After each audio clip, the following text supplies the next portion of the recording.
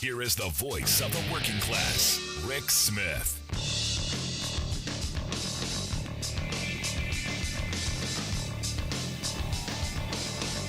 And welcome, brothers, sisters, working class heroes. This is the Rick Smith Show.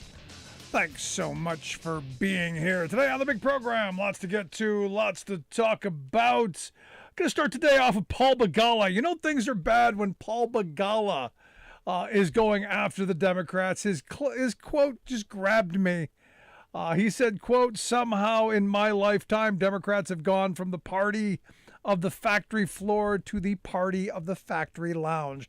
And I'm going, I'm checking the watch going, Paul, when did you wake up to that reality? When did that kind of get you? When you were advising candidates to kind of move the Clinton kind of way, the DLC new kind of, let's be a little more business friendly kind of way, tax cuts, that stuff. Just kind of wondered. And hey, glad you're here. Glad you've come around. Glad you're on board. Glad you finally figured it out. Now let's right the ship and get them moving in the right direction. And look, I think President Biden has been there. I think he is the guy who is right now the right guy in the right moment. And look, doing what he can on the inflation front. We've been talking about this the last couple of days. I think you need policy gonna move in the right direction, obviously, but you also need pressure on some of these big companies and incentives. Now, Wednesday, the president announced some things to help us boost domestic food production. Interestingly enough, I mean, we are the breadbasket of this half of the hemisphere. Why we don't already have these in place? Well, you can blame our trade policies. You can blame mass consolidation, and I do. But you can also blame just corporate greed, because remember what happened to the small family farmers back in the 80s and forward? Do you remember what happened to the mid-sized farmers? Now we've got these massive corporate farms, and well, there's part of me that looks at this policy and goes, okay, we're going to be giving money to these farms to double up on crops. We're doubling funding for domestic fertilizer production. You're going to give some technical assistance to farmers to help expand some things that can expand insurance for double cropping, putting two crops in the same field. We're going to do some of that. We're going to fight on those fronts because we have to. But if we had the number of small family farmers we used to have, if you had a larger section like we used to have, if you didn't have the mass consolidation, maybe we wouldn't be in this moment. But this is what the hand that Biden was dealt, the hand the country's dealt, and the direction that we've got to deal in this moment. But there's part of me that just goes, it hurts giving these huge multinational corporations any more resource just to do what needs to be done. I mean, this is what's frustrating about this, because these corporate criminals, and this is where it's so angering, the stuff that they get away with. Because I don't know if you saw the story today, that the big boys in the meatpacking industry, of which there are a handful of companies that control the vast majority of meatpacking in this country. Evidently, during the pandemic, let's be generous and say they exaggerated claims that there was going to be a beef and pork shortage. Let's say that they exaggerated. The reporting, the word they used was baseless claims. Let's say they just exaggerated a little bit so that they could pump prices up a little bit, pad the bottom line, and oh, by the way, run afoul of any coronavirus, mandates or any responsibility. Because hey, we've got to designate these workers as essential. We've got to demonize them if they say, hey, we should do something to protect us. And look, this was during the Trump years, so you can't go, oh, this is Biden's fault. No. This happened during the Trump years. They did this to Trump. So this isn't a partisan issue. Again, the frame that we're fed as working people is always either right, left, Democrat, Republican. It's not right left. It's not side to side. It's up and down. It's wealth class versus the rest of us. It's the CEO boardroom versus the rest of us, which is why I think the Begala clip, the quote, is so important, and why Democrats had better take that seriously. Be the party of the factory floor again, not the factory lounge. You don't want to be the upper floor party. You want to be the people who are down on the ground floor getting your hands dirty. This is part of this. And when you see the fact that, at least 269 people died working in these meatpacking plants because of these baseless claims, and nobody's going to jail for this. They're not gonna hold it. There might be a slap on the wrist. Oh, don't do it again, bad boys. And they're mostly men, so don't. Oh, you're being sexist. No, most of the CEOs, especially in this industry, are mostly, if not exclusively, white men. But there's no accountability. There's no responsibility. Now, in the plants that were unionized, they had a much better chance. In fact, we had some representatives who represented workers in food processing plants across the country come on during the pandemic and say, look, this is what we did to protect our members. Got out ahead of it, shut down early, did deep cleaning, re-engineered workspaces to separate people, staggered shifts, different bigger lunchrooms, all kinds of things to protect workers in the moment so that the companies could continue to operate, continue to make money, continue to do their thing, but also keep the workers safe. Most of these places didn't. And the thing is you go back to the one who their supervisors were playing death pool games. How many workers you think we can get sick today by putting them together? That's actually on the record. And this is one of those moments where it's not right left. Get out of that frame of mind. This is top down. This is the moneyed interest. This is capital versus labor. That's the fight that's important. It's the moneyed interest. It's the institutional wealth versus everyone else. Now I look at this situation that a number of states across this country, you can't find baby formula on the shelves. In the wealthiest country in the history of civilization, at its wealthiest moment, we can't seem to get baby formula to be put on the shelves. They said by the end of the month, last month, 40% of the stores were out of baby formula. 6 states with more than half of the products out of stock were Iowa, Missouri, North Dakota, South Dakota, Texas, and Tennessee. One woman they cited from Louisiana went to 11 different stores and could only find 2 cans of baby formula. You go, how? Again, remember, party of family values. Remember, we love the children. Remember all of those things. Now, Republicans have been using this, like Marjorie Three Names, saying, well, we're going to give money to Ukraine, but, doesn't have a bill to actually increase production, doesn't have a bill to go after and hold companies accountable, doesn't have a bill to do any of this stuff, just complains, which you expect from our Republican friends because they do it so well. They're so good at it. They're good at the PR. They're good at the tweets. They're good at the social media. They're good at complaining. They're good whiners. They're good at grievance. Solving problems, whole nother ball of wax. Now the president, he got the companies together and basically said, hey, what are we doing here? How about we start ramping this stuff up? Now they have announced a series of regulatory moves for baby formula to get them into the stores as quickly as possible. And they're also pushing the Federal Trade Commission to crack down. I think a big part of this, again, I guess it's just because I'm jaded, because I view our corporate titans as greedy and opportunistic. They see this moment as a chance. Hey, supply and demand. If there's no supply, we can jack up the price because there's always going to be the demand. Because we're not going to be able to, in our society at this moment, we're not going to be able to do what needs to be done. And that is to give families the ability to have parents who can stay home, to take care of their children, give them the opportunity to not have to use formula. There are ways. There are ways of the past. There are magical ways. And women know what those are. But again, you can't do that if you're working 2-3 jobs just to make ends meet. You can't do that if the kids are in daycare. You can't do that. You can't.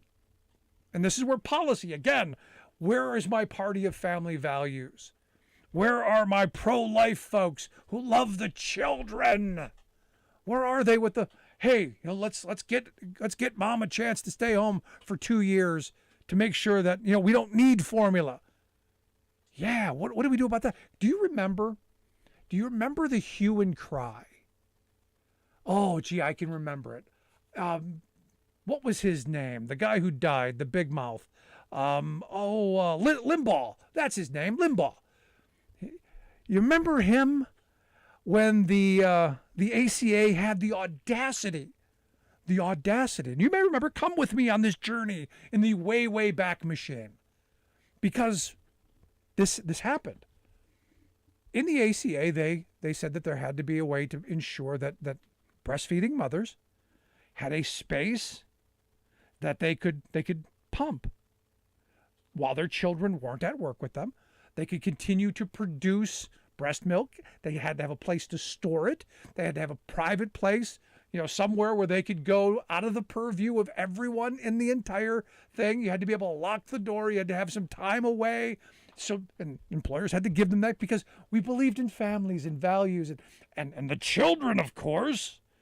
And the right lost their ever-loving freaking minds. Limbaugh lost his mind. How dare they do this to corporate America? Remember, this is the party of family values, mind you. And look, this is what I keep talking about the abortion issue. If you're truly against it, and you want to be against it, how about policies that encourage people to have children and make it easier on families to raise them? This is one of those moments. Because you know what? You shouldn't need formula, as much formula.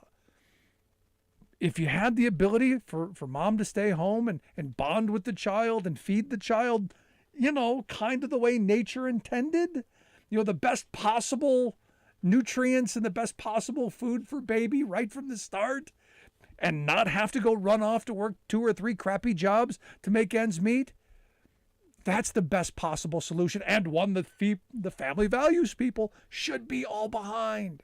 But yet, oh my gosh, you see someone breastfeeding in a mall, do you remember the hue and cry over that? And where did that come from? That's right, our good God-fearing Christian crazy people. So in this moment, you go, this is where policy matters. And this is where the people who keep telling us they're the family values folks should shut the blank up. And again, this is terrestrial radio, the word I really wanted to use, I could not. I don't want to get banned. But this is one of those moments where, all of the grievance crowd, which the Republicans are beautiful at, they keep bringing up the problems. They keep, over there, pointing. They're like the pointer dog. They keep pointing, no solutions.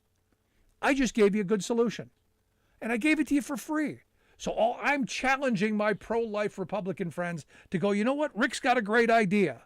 We should be the party that we say we are and come up with policies that are going to encourage people to want to have children, and policies that are going to help them raise those children, and policies that are going to, I don't know, move us in a direction that we're, not demonizing. And maybe we can fix some of these problems.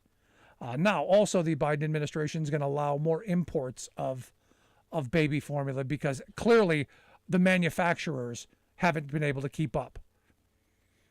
Now you go, but Rick, one of them had a problem with some bacteria. They had shut some lines down. Yeah, that's the problem with mass consolidation.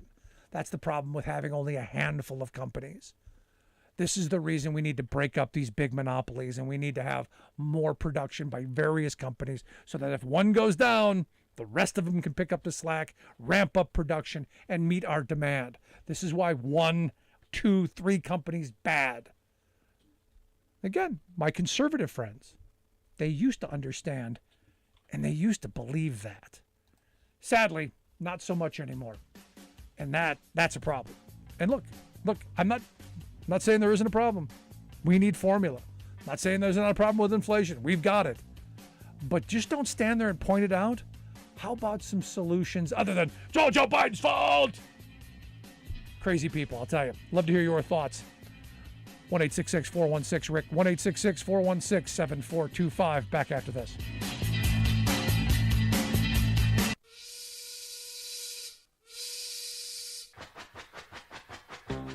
If you're a fan of the show, you've heard our Labor History in 2 segments, and you can hear them on the radio pretty much anywhere in the U.S. Labor history has never been more important than it is right now. So here's what we'd like you to do. Tell a teacher. Tell a teacher that labor history is important and that they can get digestible 2-minute lessons that are absolutely free. Free to download, free to use, free to share. Tell a teacher to go to thericksmithshow.com/history and help us put labor back where it belongs, in the classroom. You know, generations of American workers fought, bled, and died to build the American way of life. It's our job to keep their stories alive. Go tell a teacher that we're here to help them do just that. Find us at thericksmithshow.com/history today.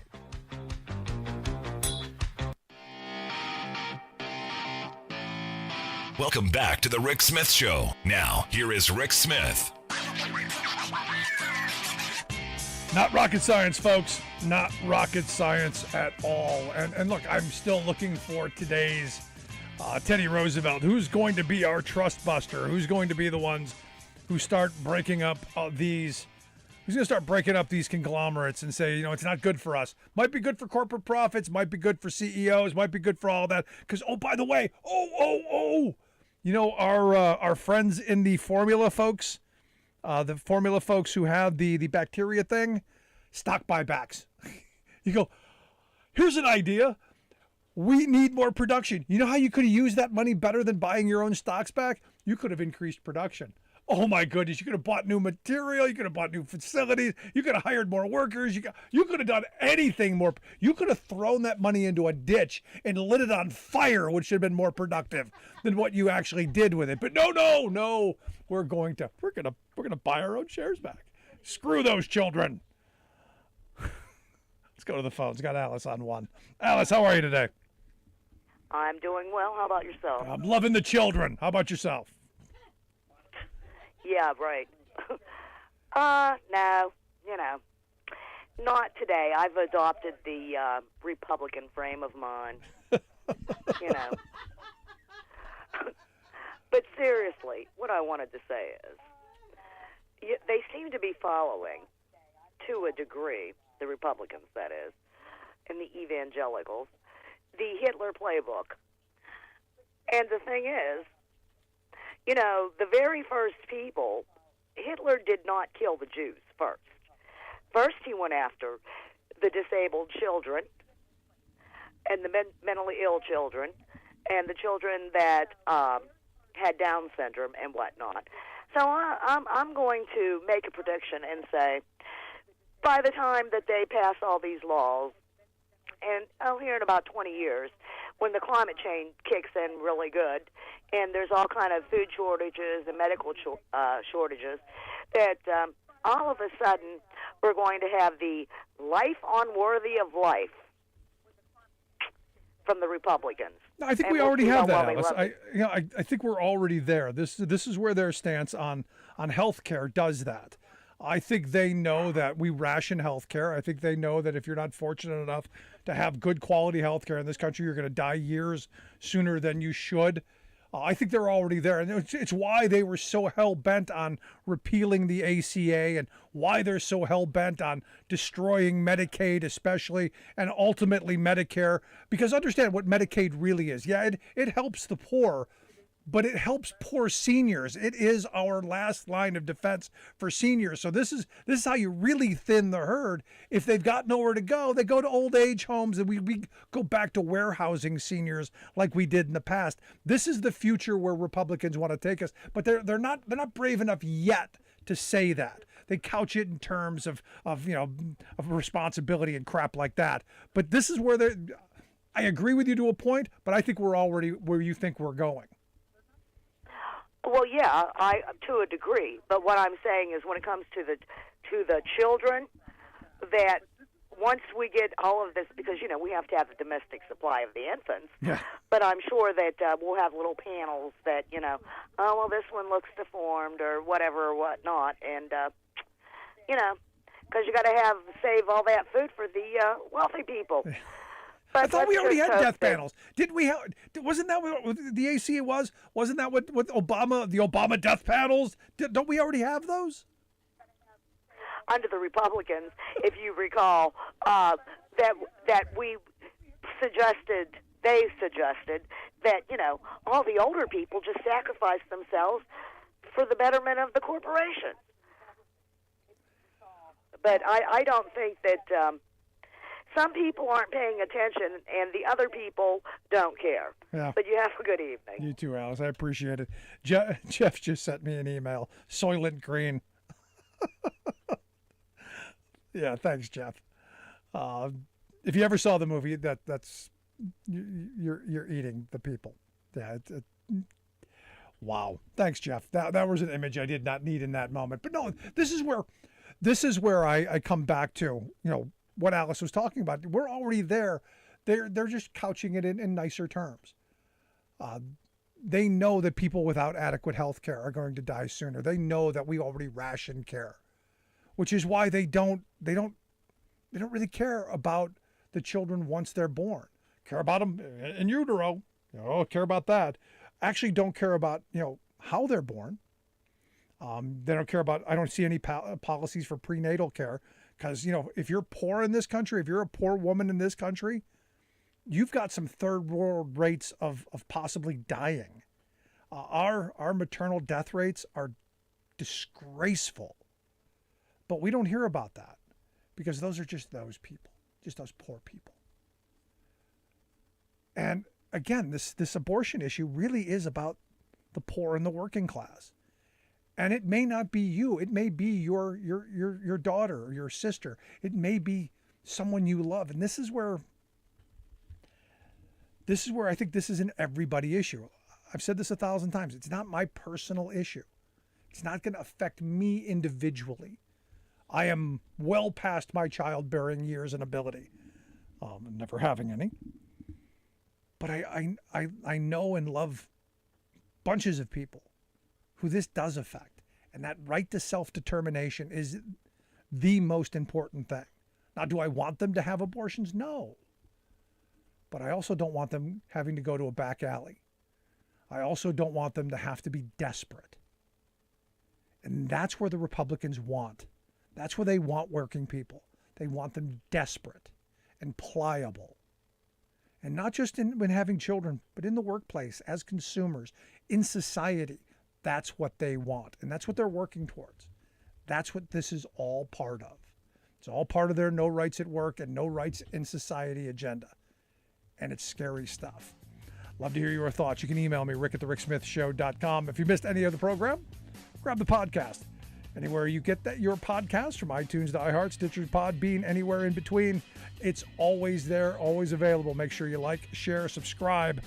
Good stuff. Quick break, right back after this. Stick around. You're listening to The Rick Smith Show. I'm Rick Smith, and this is Labor History in 2.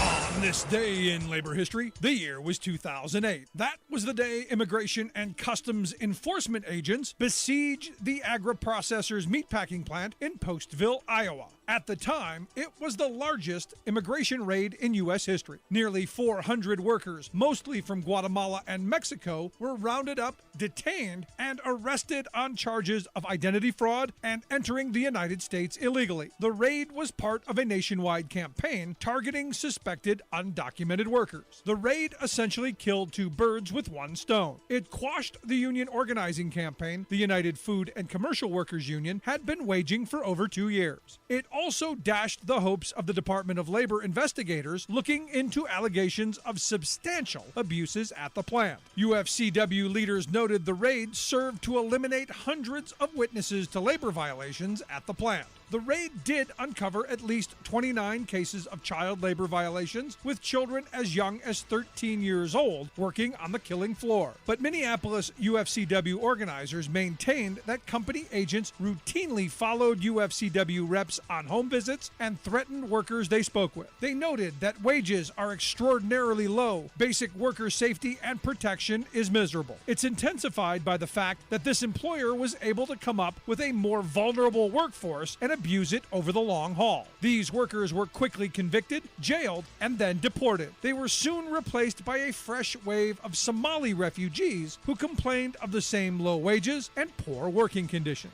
The company was eventually fined for countless violations and its CEO arrested. It emerged from bankruptcy under new ownership and has yet to be organized. Labor History in 2 brought to you by the Illinois Labor History Society and The Rick Smith Show. For more information, go to laborhistoryin2.com. Here are two terms you don't expect to see together: the state of Alabama and progressive leader. Okay, I'm a Texan, so I have no standing to point at the rank regressiveness of any other state government, but still, Alabama? And yet, the Camellia State has flowered as a model of strong progressive action in one area of critical public importance: quality child care. It's a cliche to say our children are our future, but it's also true. Why then do we invest so little in our littlest ones, our future? America's child care system is a national disgrace, failing to provide safe places for children of working parents and failing to boost the education of pre-kindergarten tykes. Moreover, the abject failure of state and national officials to meet this basic social need is spreading inequality, rolling back opportunities for women, and severely restricting economic progress. Yet, Alabama officials have recently been setting the national standard for effective pre-K programs by making a major investment in its 4- and 5-year-olds, operating a statewide child care network. A major factor in its success is a 2-generation approach, not only educating the kiddos, but also providing support materials and coaching so that parents engage as their children's first teachers. Producing demonstrable results year after year, the state's public network gets bipartisan support and funding from the Alabama legislature. The program is free and available to all, with special attention devoted to enlisting often overlooked families in rural, poor, and people of color communities. Alabama is paying and respecting teachers as the professionals they are. This is Jim Hightower saying, if one of our poorest states can rise to meet this basic human need, what's wrong with the richest country in the history of the world?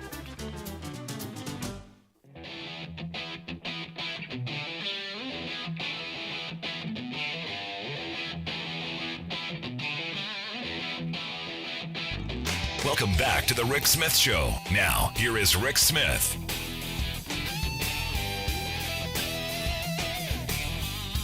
So I've been finding it interesting that I agree with, this is hard for me. It's really hard. I agree with something that Dan Crenshaw tweeted out. It's rare. It's rare, but I guess it's when when you're talking about Marjorie Three Names, it's really not hard to figure out.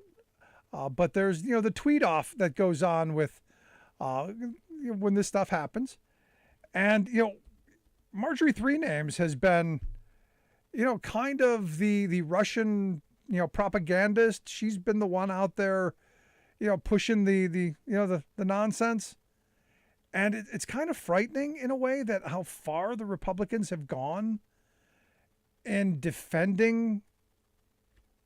I mean it's really. I never thought I would see it in my lifetime, just how far that the Republican Party has gone off the original path. But here to share some thoughts on just how crazy they have gotten and maybe talk a little bit about the tweet off, I've asked our good friend Sarah Burris to come talk with us. Sarah's a reporter over at Raw Story, rawstory.com. She does incredible reporting there. Sarah, thanks for taking time for us. Hello. So it's funny. What do you make of? I just got to show off the shirt. Yeah, the shirt is amazing. And for those listening on radio, she has a shirt that says, "Even my cat knows Matt Gaetz should be in prison." Which is hilarious because the cat was just like whining a second ago. I was like, "Oh God, please stop." But Marjorie Three Names, bless her heart, Trader Green. Yeah, you look at this and I've been watching her tweets over the last couple of days. We're spending money on Ukraine where we should be spending it on baby formula. But where's your bill to actually, fund baby formula? Yeah. Oh, we're not going to do that. We're just going to point fingers and complain. But Crenshaw came out and said, hey, basically shut up. Yeah, seriously. And the thing that's really bothering me about the whole baby formula issue is there's a plant that actually, is on hold right now because a big recall happened. Like there was some kind of bacteria that was in one of the formulas and 2 babies died. So, I mean, we have the formula. It just might kill some kids. So if they're cool with that, then turn the plant back online without any regulations and give that bacteria stuff to the baby. Well, ultimately, that's the world that they want us to be in, the deregulated state. But for me, the part of this that I took is this is the reason that mass consolidation of industry is a bad idea. Had we a number of companies that made baby formula, okay, one of them screwed something up, one of them's got a problem, all the rest of them could have ramped up production. This, to me, is the reason why we start breaking up these conglomerates and these monopolies and go back to a competitive system. Exactly. And a part of that, too, is that this company it supplies a certain area of the country. So there are parts of the country that are going to be more affected by this than the others. And there are so few companies that actually make this stuff that I guess that's making things even worse. We could deploy the Defense Production Act and start ramping up that kind of thing. But does Congress want to have the government pay for that? Like, are they into that kind of thing? Because it seems like they didn't want to pay for a lot of stuff. So what do you do? Where's the bill, Marge? This is where the party of family values. And in this moment, this is one of those moments where you go, okay, now's the time to put up or shut the blank up. Yeah. Where's the policy that's going to ensure that families can feed the children, the millions of children that you now want born? How are we going to feed them? How are we going to make sure that we have the production to feed them? And especially in this moment, where's your policy? Oh, that's right. We're just going to point at Joe Biden and go, he did this. Yeah. But that's their thing. And I keep wondering if that's going to be their campaign for the next several months and into 2024, then you'd think we'd have this in a lock, because there's only so much pointing at Joe Biden is going to work. We've tried this. We've had this campaign with Donald Trump, and it ended up to bite us in the behind, because there's only so much pointing at the other guy that you can do before people start asking about, okay, well, what's your solution? And if you got to have the answers. That's the problem. And you got Marge Green, and then I just saw our good friend Marsha Blackburn was making the same kind of comment, and so I was just like, Marsha, get that formula that's killing kids back online. Yeah. We could be feeding a lot of babies with that. No, but I look at Marjorie Taylor Greene, and she's out there, screaming about this and screaming about the money we're giving to Ukraine, and I agree with Crenshaw saying, is that he said still going after that slot on Russia Today, huh? And it's true. It seems like they're auditioning for their next job, as Putin's spokesperson. Yeah. And what's crazy to me is, Tucker Carlson ended up doing his whole show in Hungary, and he's done this whole Putin worship stuff. And so with stuff like those people, you have to wonder, how much are they going to make off of this? Like, do they have their regular Fox News salary or OAN salary, and then maybe they're getting some scrub from under the table from the international guys? Like, what's really going on here? And I mean, maybe if Marge wants to leave and go work for Russia and do a show there, I say farewell. I'll start the GoFundMe account to get her to go. Yeah, absolutely. Yes. Yeah, absolutely. But the question then becomes, and look, I was a kid growing up in the 70s and 80s, at the end of the Cold War, I still remember the mutually assured destruction mentality. I still remember, the fear of nuclear winter. I still remember the Russians were the enemy. And especially, the Republican Party, Reagan took on the Ruskies and, all that kind of stuff. And to have the party of Reagan now being the party of the Kremlin just seems really weird to me, which is why I thought it was interesting that you had written a piece about Steve Schmidt's comments about, fights almost breaking out during the McCain campaign over, people within his campaign who were, had some interesting ties to Russia. Yeah, the conversation with Steve Schmidt online, I think everybody was really paying attention to this fight back and forth that he was having with Meghan McCain. What has what flown under the radar of that is that Steve Schmidt has basically just taken the gloves off, where he's just like, okay, I'm telling everything now. And that goes into a really deep discussion about Rick Davis, who was one of McCain's top strategists, and his company that he had with Paul Manafort, and the enormous contracts that they had in Eastern Europe. And this idea that John McCain actually kind of knew that his campaign was infiltrated by these guys, and he just sort of compartmentalized it. And it was several people, the way that Schmidt tells it, there's several people on the campaign who kept trying to talk to him about this. Like, dude, there are these Russian people, and John McCain was never a pro-Russian guy, like far from it, very, very anti-Russia. And the way that Schmidt does it is it's like he really genuinely thought that he needed people like Rick Davis and Paul Manafort to get him elected.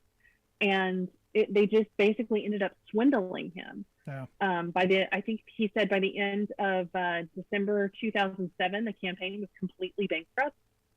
And it was all because every dime that they spent through the campaign had to be funneled through Paul Manafort's company.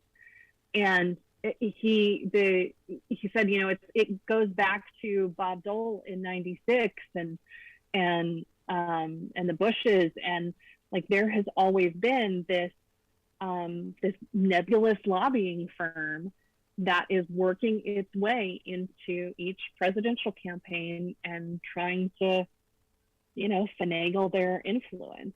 And they're very heavily tied to Russia and Oleg Deripaska and those guys. So, and some of it openly, because look, we courted the capitalists because they're no longer communists. They're now capitalists, and we wanted to encourage that relationship. And I understand the argument that the right was making, because they're capitalists. They're like us. They're Wall Street types. No, they're not. They're not. They're not. They were appointed. Like the oligarchs are basically Putin's people that he installed in those CEO positions. You've got a guy who's running an oil and mineral company who has a degree in physical education. Like, come on. How did this dude get his job? Oh, he's BFF with Putin. That's how. And now he's a billionaire. One of the richest people in the world. I guess it's good. I guess it's good to be in the right spot at the right time. Yeah. But, you got to be careful, because the second you start hacking off Putin or, funneling your money toward your next fancy yacht, he's going to drop some poison in your underpants. No, and I think I don't think people know exactly how much damage someone like Paul Manafort has done to this country and to the globe, actually, how much influence that guy alone has had in some of the dirty dealing and backroom underhanded stuff that he's done and been a part of it. And you could put Bannon in that. You could put that whole little goofy cabal, we could even to a small extent, Rudy Giuliani and his ties to the Mujahideen Khalq and all of those, all of those ties of international money that has enriched our political class of elites that now Republicans seem to be all in bed with. And I would say that now we're getting into the relationships with the Saudis. And these are people who I think the White House came out this week and reinforced the idea that the 9/11 findings were that the majority of the hijackers were from Saudi Arabia. Yeah, that's only 20 years too late. right? I mean, that was an actual piece of information from the 9/11 Commission, and nobody, like, nothing. Why would we go to war with Iraq whenever it was the Saudis? Because we need them, Yep. and there's nobody who's understood that more than Donald Trump. You listen to the Rick Smith Show here with Sarah Burris. Sarah's a reporter over at Raw Story. RawStory.com is the website. We'll get links out on social media where you can check out the incredible work that she does. Now, I see you've got a copy of the Mark Esper book, A Sacred Oath, and some of the fun stuff that's come out of that, and a lot of the other books. I think my favorite story so far of any of the books, and there's so many, is that Trump actually thought that China had a weather gun. That they could create hurricanes, which now makes sense that why he thought you could maybe nuke a hurricane. Mm-hmm. So they had their hurricane gun. It seemed like a bad episode of Despicable Me. But, it's just one of these things where now Gru is president. But Esper is going down this other path of a whole bunch of other insanity where, I guess Trump wanted to call soldiers into D.C. and Seattle and Portland, wanted little Trump soldiers all over the country. Yeah, and one of my favorite times, I guess this happened frequently, that Trump wanted to call in troops into Washington, to Seattle, to Portland, to a bunch of different places. My favorite one, though, was apparently Trump called and woke everybody up one night whenever about a dozen protesters toppled a statue in Washington. And he's just, I don't know if the phone is actually red, but there's the phone that's a secure line from the White House, and apparently it chirps a certain way or something. And so Esper's like describing this whole thing, and he's like, every time I hear it, it freaks me out. And I'm like, crap, I got to wake up. And so he's just like half awake, fumbling around, answering the phone. And Trump's just like, oh my God, they're tearing down the statues. They're coming for Lincoln and Washington next. Like, oh my God, the hell has arrived here in Washington. Scramble the fighters. They're living together. Yeah, it was insane. And so he's like, yes, sir, I'm right on it. I'll get right on it. And so he calls Miley, and Miley's like, and of course he's asleep too. And he's like, apparently there's like some riot in Washington with people toppling statues, and they both are turning their TVs on and flipping through the channels, and they can't find any story about it. And they're like, what the hell? So finally, Esper is like on the internet looking for what's actually happening, and it's like, a dozen people. After the statue topples, everybody disperses. Police arrested a couple people, and it was over. Yeah, but can you imagine? Can you imagine if there were video? I want the video footage before he makes the call of him sitting there, anxiously reaching for the phone. I shouldn't. Yes, I should. No, I want that moment of indecision. Should I pick it up or shouldn't I?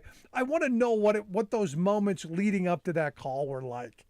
See, I don't think he has that moment. I think he just thinks immediately, I'm the president. You cater to me, and just grabs the phone. But that of all of the things, there are a bunch of fits, just tons of fits that Trump has. Screaming at him about one thing or another. I guess he was really, when Esper made did the press conference where he made some comment about how, it would be bad to use the Insurrection Act during all of the Black Lives Matter protests. Trump was furious about it. And the interesting part of it is that he was more furious about the fact that Esper did the press conference at a time during a hearing in the U.S. Senate where Lindsey Graham was supposed to ask some random dude a question about Russia that Trump thought would, completely free him of all Russia scandal. So that's what it was really about. So that kind of stuff, and just that everything that they did was couched through the lens of politics. And I think we know that. We understood that about Trump, but to see it from somebody who is very much on the government side of things, to then start to look at this like, oh my God, you're basically talking about how every single action the military takes through a lens of a campaign, and that's just not how things work. And ratings. I mean, ultimately, he was the TV president. He wanted ratings. So you can't step on the money shot. You got to get that. Yes. It completely makes sense. Lastly, I wanted to get your thoughts on today, the top story of today, the fact that the Select Committee is subpoenaing House Minority Leader Kevin McCarthy, Representative Scott Perry, my congressman, Jim Jordan of Ohio, Andy Biggs of Arizona, and Mo Brooks of Alabama. Curious, I guess they wanted to get Ronnie Jackson too at some point. That may happen. But thoughts on this? Any of them going to testify? Any of them going to comply? No, none of them are going to comply. But the thing is it's good for them either way. Like Democrats have basically won this one way or the other. Republicans don't comply. They thumb their nose at it. And if they then take over in 2022 and decide that they're going to start calling people to Congress, all Democrats have to do is say, well, Republicans set the precedent with not complying with the subpoenas, so bummer, And then the other piece of this too is, and I think we've talked about this before, is if there is subpoena and a congressional subpoena that you don't comply with, the Justice Department can use the fact that you didn't comply with that subpoena as part of the evidence that they explain to the grand jury. So whenever if you refer this to the DOJ for criminal prosecution, then the DOJ can be like, oh, it's interesting too because Congress subpoenaed Andy Biggs and he refused to comply with Congress. So here's the evidence we have on him and his resistance to participate.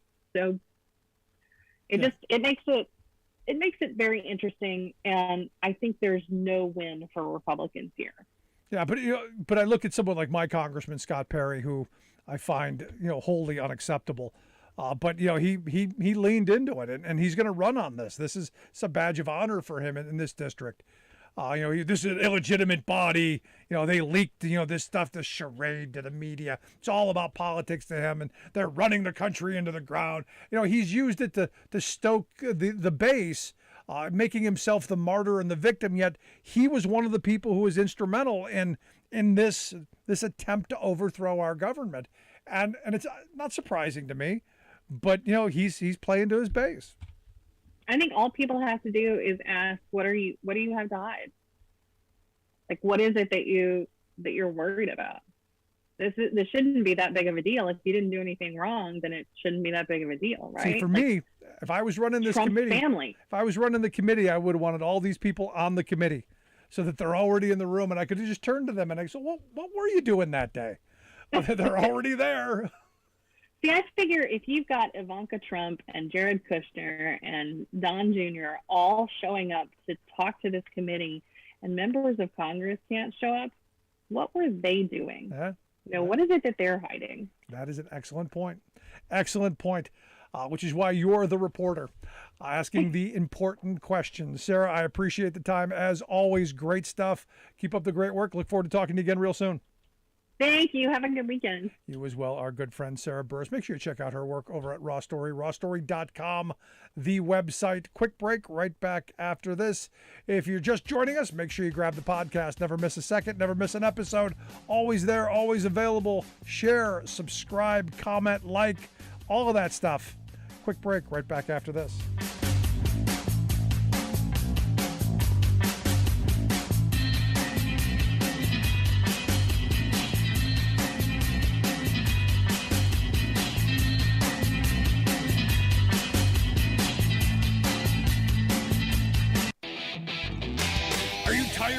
Think tank approved corporate news and commentary? Are you tired of CEOs telling you what to think, who to hate, and who to vote for? Well, welcome to the Rick Smith Show. We don't take orders from some boardroom, and we don't do focus groups or talking points. We don't work for them, and we never will. I'm Rick Smith, and I work for you. Join us daily at thericksmithshow.com and download the podcast and never miss a minute.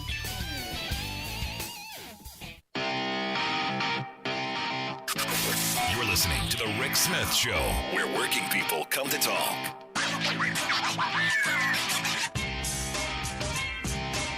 That is an excellent question that Sarah asked there. If Ivanka and Dumb Jr. showed up to testify, and we're willing to speak. What are our Congress people hiding?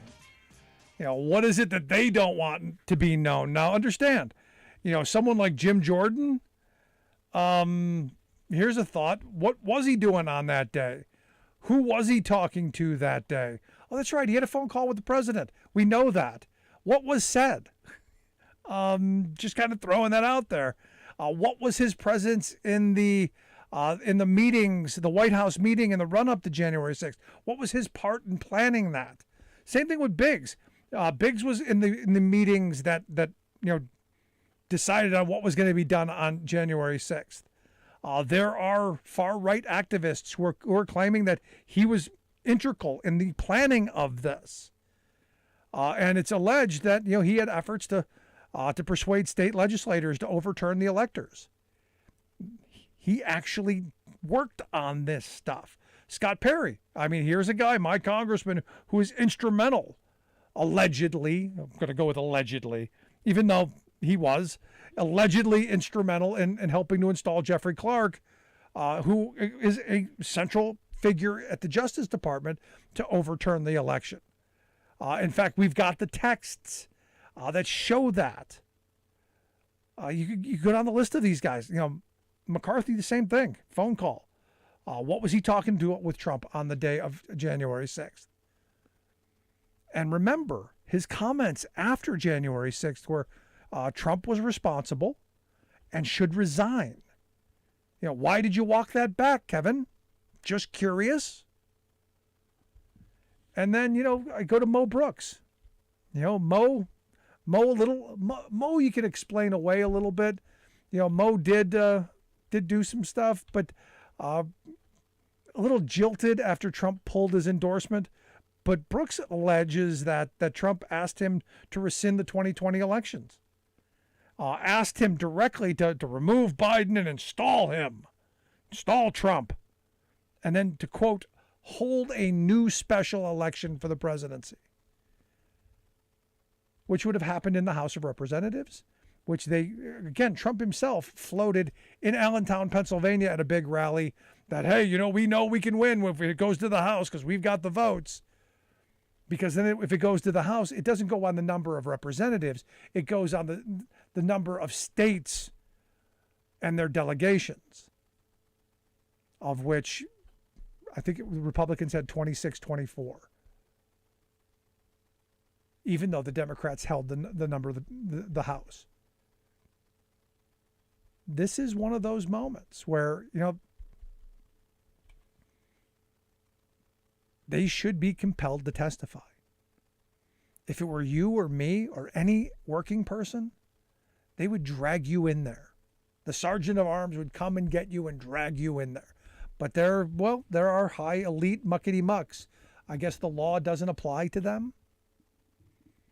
And it should. In this instance, should apply doubly to them because they are our representatives. That should supersede all of that. What were you doing in our name in those moments? Sorry, no Fifth Amendment right for you acting in an official capacity in our name. Just my thoughts. Love to hear yours, though. Should they be forced to testify? Is this one of those things that it should absolutely happen? Understand, they're not going to, especially not before November. Anyway, if you missed any of today's program, thericksmithshow.com. That's where you go to get the podcast. For folks listening on stations that pick up Hour 1, thanks for being here. Make sure you grab Hour 2 in the podcast, wherever you get your podcasts. For everyone else, right back after this. Stick around. You're listening to The Rick Smith Show. We're working people. Come to talk. Shows us yet again that the very survival of the reef is at stake. Australia's Great Barrier Reef hit with another mass bleaching event. Global warming a key factor in the emergence of new diseases. Oh, great. Plus, water officials warn if we get to a Tier 3 shortage, hard decisions will have to be made. Arizona and California move to enact more severe drought restrictions. All of those hard decisions and more straight ahead from BradBlog.com. I'm Brad Friedman. And I'm Desi Doyen. Stand by for 6 minutes of independent green news, politics, analysis, and snarky comment. There really is no alternative here if we're to see a future for the reef and all the industries, the jobs, and everything that depend on it to be bringing our emissions down much faster than we are at the moment and move beyond fossil fuels and give the reef a fighting chance. All he is saying is give reefs a chance. This is your Green News Report. Okay, Desi Doyen, this has been getting worse and worse every year, year after year. Bad news for the Great Barrier Reef. Indeed. In Australia, more than 90% of the coral reefs surveyed on the Great Barrier Reef suffered some amount of bleaching during the Southern Hemisphere summer, according to Australian government scientists. Coral bleaching is a stress response when the corals are effectively cooked by rising ocean temperatures driven by man-made global warming. If conditions don't improve, coral can die. Scientists say the bleached coral is still alive, and they hope most of the reef may recover. It is the fourth mass bleaching event in 7 years, but the first to occur under cooler La Nina conditions in the Pacific Ocean. And why is it a bad thing if the Great Barrier Reef dies, other than, of course, the tourism and so forth? Well, because coral reefs are nurseries for nearly a third of all marine species. Oh, so that's all. As the coral reef goes, so goes the oceans. Simon Bradshaw, research director of Australia's Climate Council, warned that the reef cannot take much more. And the science is clear that its future depends on very aggressive, determined emissions cuts this decade from Australia and from the world. If we're to have any shot of a living reef in future, we have to be bringing emissions down very quickly through the 2020s. Reef scientists also accused Australia's conservative, coal-promoting Morrison administration of trying to bury the findings amid a contentious national election. Also not great news, a new analysis published by the journal Nature has confirmed a link between man-made global warming and the spread of disease, concluding that climate change will cause new diseases like COVID-19 to emerge more frequently.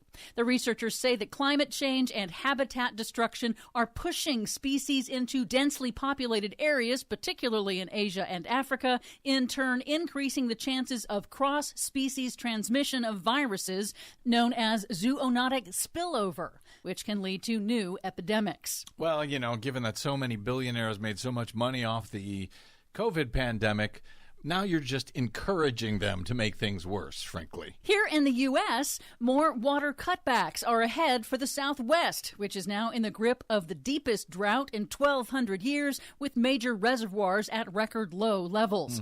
In Arizona, water officials this week warned that the state will likely have to enact its next phase of drought restrictions as early as August, triggering even more cuts to the amount of water Arizona received from the Colorado River. Top state water official Ted Cook in a public meeting said residents must do more to conserve water by eliminating non-critical uses now to avoid deeper cuts later. Most of the water use is outside the home. It's in the yard, it's pools, it's plants, it's lawns, it's things like that. So this is where we have some capacity to deal with the needs to do further reductions. In California, the city of Los Angeles will now limit outdoor watering to just 2 days a week beginning in June. Officials had called on residents to voluntarily cut water use 15% to conserve supplies, but urban water use across California increased by nearly 19% in March. It increased in March. Yes. Oops. But some good news. The Biden administration on Wednesday confirmed that it has canceled 3 offshore oil and gas lease sales for the Gulf of Mexico and the coast of Alaska that had been scheduled to take place, and that likely ends all federal offshore lease sales through the end of the year.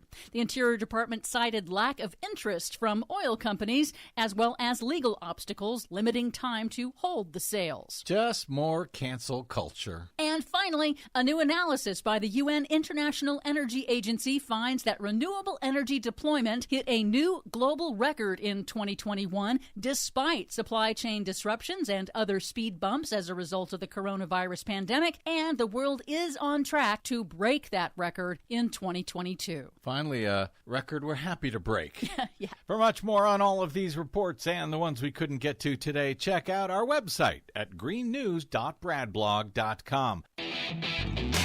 Are you tired of think tank approved corporate news and commentary? Are you tired of CEOs telling you what to think, who to hate, and who to vote for? Well, welcome to the Rick Smith Show. We don't take orders from some boardroom, and we don't do focus groups or talking points. We don't work for them, and we never will. I'm Rick Smith, and I work for you. Join us daily at thericksmithshow.com and download the podcast and never miss a minute.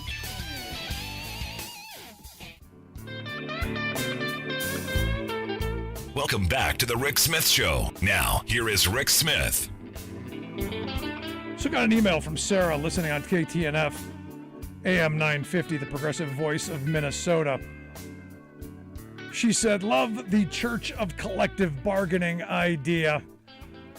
I would certainly become a parishioner, and I hope so, Sarah. I hope a lot of people would. It's a great idea. She said, if Erica Smiley's book is going to be the Bible, would the IWW's Little Red Songbook be the hymnal? And I hadn't thought of it, but of course, yes. What else could it possibly be? What else could we possibly have as our hymnal but the songbook? And look, this is now a work in progress. It's an idea I've had for years that I want to build that kind of, that vision of power, that vision of solidarity, that vision of internalizing, viscerally internalizing, not just worker power, but citizen power in almost a blind faith kind of religious way. And while it was a kind of a joke, I actually kind of mean that we should have that kind of faith in each other. Anyway, here to share some thoughts on what I'm going to make as the official Bible of the Church of Collective Bargaining when we do it, and that would be the future we need, organizing for a better democracy in the 21st century. Last night we had Erica Smiley on. Tonight, the other co-author, Sarita Gupta, has so graciously joined us. She's also the vice president of U.S. programs for the Ford Foundation, as well as the co-author of the book. You want to check out the website, thefutureweneed.com. We'll get some links out on how you can do that. Sarita, thanks for taking some time for us. Thanks, Rick. It's great to be here. So love the book. Again, I think this should be mandatory reading for anyone who is a member of my soon-to-be started Church of Collective Bargaining, because we need to have some common direction, some common basis of how we move forward. And this idea of building worker power, citizen power, should be the beginning of it. That's right, Rick. I love your idea of the Church of Collective Bargaining. I think that's amazing.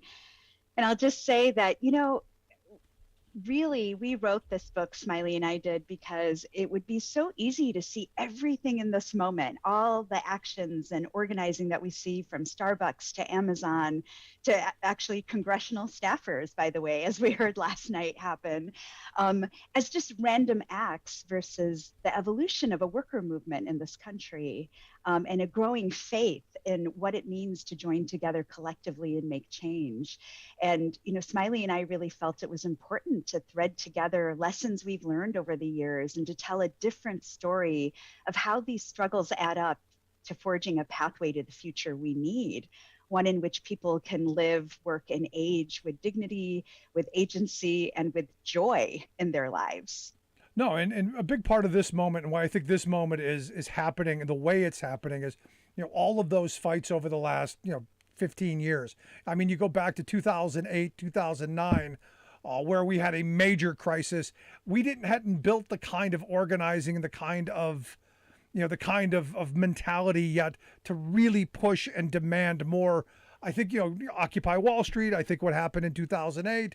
I think, you see the teachers movement of the years that followed, the Red for Ed movements. All of those things built on each other to get us to this point to where we are now, where, people coming out of the pandemic who've been told that they're heroes and essential are now saying, you know what, you're right. I am essential. I am a hero. I did show up, and now I demand better. That's right. That is exactly right. It's such an inspiring moment that we're in right now. And our book really tries to illuminate this evolution, as I was referencing, learning from our history, but providing insights on the kinds of campaigns and efforts you just talked about. And most importantly, through the stories of worker leaders themselves, everyday people who are taking risks in their workplaces right now as we speak, and really learning from their experiences of really trying to join together with their peers, with their colleagues, negotiating for what they believe is dignity in their workplace, but then also being transformed by it and literally saying, actually, I want to be more civically engaged in society and our democracy as a whole. And that's what, the future really holds for us in this moment. Yeah. Now, as you know, and as my listeners know, I'm a labor guy. Most Right. of my stuff is, labor organizing. I think the best way we change society, we change this country. We give people economic power. We, in the workplace, we demand better wages, hours, conditions, dignity, respect, all of that stuff on the job. But there are other ways of building organizing power, not just in the workplace. Again, if you have one tool and it's a hammer, my hammer is labor organizing. But there's much more than just that, right? That's right. There is. And actually, in our book, we talk a lot about the different ways that we see workers building power today. There are new approaches that are taking root in a world in which the economy has dramatically changed over the last century. We see business, finance, and the economy has just complexified over the last century and continue to globalize and fissure, and all of which has eroded workers' rights and our public institutions. So now more than ever, the labor movement, our social justice movements have to be able to organize differently to really address this. And so we talk about three frameworks, three ways and approaches. One is really understanding who the real decision makers are in our economy today. And we reference them as the ultimate profiteers of global capitalism. So really getting beyond employers. Workers are caught in a shell game, I often say, Rick. If you're a worker at McDonald's or a worker at Walmart, you think you just go to your franchise or your store and you try to make change there, and you realize that they blame, they say it's not our decision, it's headquarters. And you go to headquarters who says it's not our decision, it's the franchises. And so workers are caught in a shell game. And essentially what we're seeing is workers are much smarter than that, and recognizing that actually there are profiteers of their labor. And that's who we take the fights to, whether it's the big brands for garment workers. They don't go to the factories, they go to the brands for who they're supplying. Or another approach we see is using traditional bargaining to raise issues that are broader than what are considered permissible topics to the table, right? So bargaining for the common good. And you just referenced, Red for Ed, but all the teacher strikes are great examples of this. When we think about teachers in St. Paul, Minnesota, who really fought hard at the bargaining table to make sure that their immigrant students were not in fear of raids happening in their schools, or Chicago Teachers Union fighting for housing assistance for homeless students and families. And then the third approach we talk about is how we apply these frameworks of bargaining to other economic relationships that workers hold. And we lift up the ways in which workers can come together and negotiate with any entity that makes decisions over their lives, like employers and landlords and financiers. And so we lift up examples of tenants unions or care workers and the care economy. I mean, my gosh, Rick, we're in a moment of this pandemic where suddenly people are recognizing there's a care workforce and that we really lack the kind of care infrastructure we need to support families. So we really try to lift up all these stories, but they're more than stories. They're actually giving us a path forward, that these are new and different ways to be building power today. Yeah, and again, it's the kind of political power that we haven't been building in this country for a long time.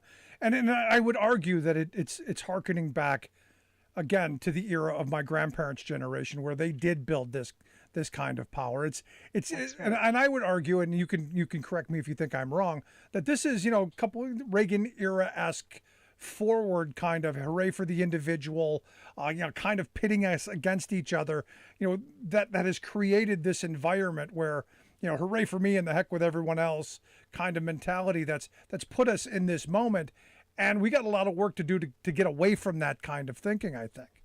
Absolutely. Rick, another reason I was so inspired to write this book is my own story. I didn't grow up in a union household as a child. My family immigrated to Rochester, New York, otherwise known as Kodak City.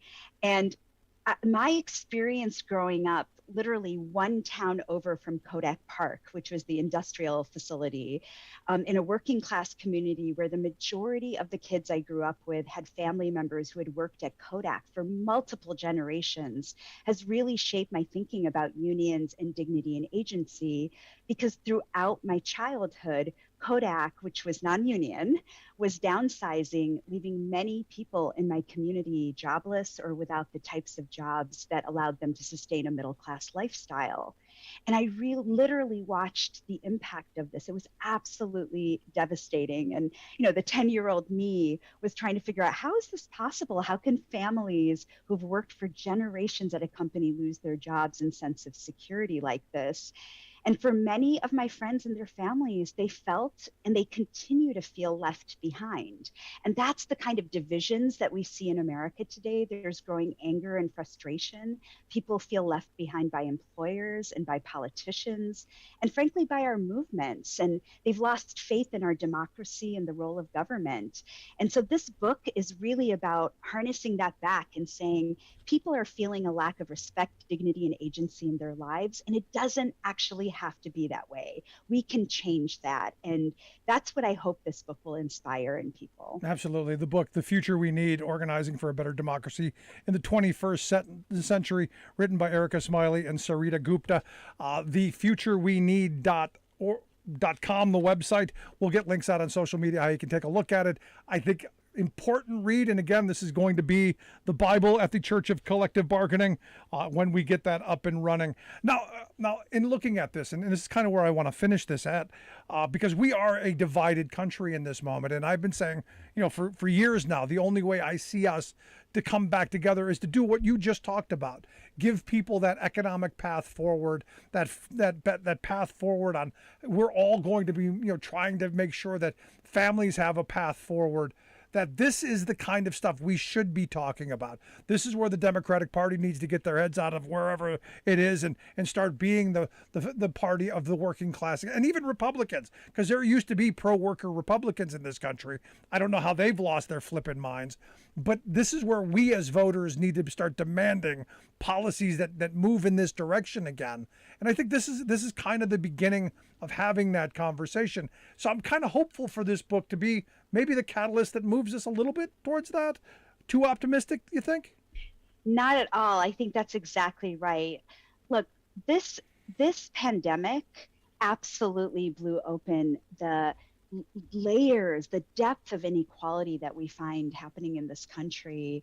Over the last 2 years, employers and policies have not been meeting workers' needs. And I'll just add, especially when it comes to women. I mean, during the pandemic, women have exited the labor force at twice the rate of men. And that begs a big question of why, right? Because they were working crappy jobs before. I mean, look, you couldn't get me to go work at a service sector job to deal with people. Are you kidding me? Especially coming out of the pandemic. We haven't figured out how to be around other people now. There is no way you would catch me going back to waiting tables or working in a bar. Forget that nonsense. Until people figure out how to be nice to each other again, I wouldn't do any of those jobs. And I don't blame women for not going back to it. Well, but a big part of why women aren't going back is actually because we also lack a real care infrastructure in this country. We lack the supports that women and frankly families need. I mean, Rick, in the next 5 years, the Bureau of Labor Statistics tells us that working families are going to be caring for aging adults in their households in addition to children, right? So families are feeling the squeeze, workers are feeling the squeeze, and women are often the ones bearing the brunt of caregiving, which means it makes it really difficult for them to stay in the labor force and meet those caregiving needs. And all of that, we've had such a huge opportunity right now with the discussions about the care economy, the discussions on childcare and elder care to really change all of that.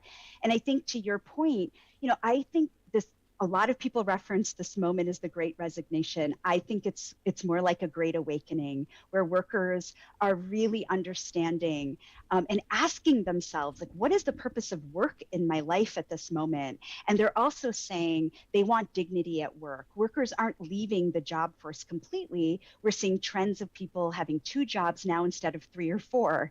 The appetite to work is there, but so is the need to work with dignity. And that is what's going to fuel our movement forward. And the demand for a reward for work. And I say, look, if we had union density rates where my grandparents were at 30%, we wouldn't see resignations. We would be seeing mass strikes everywhere.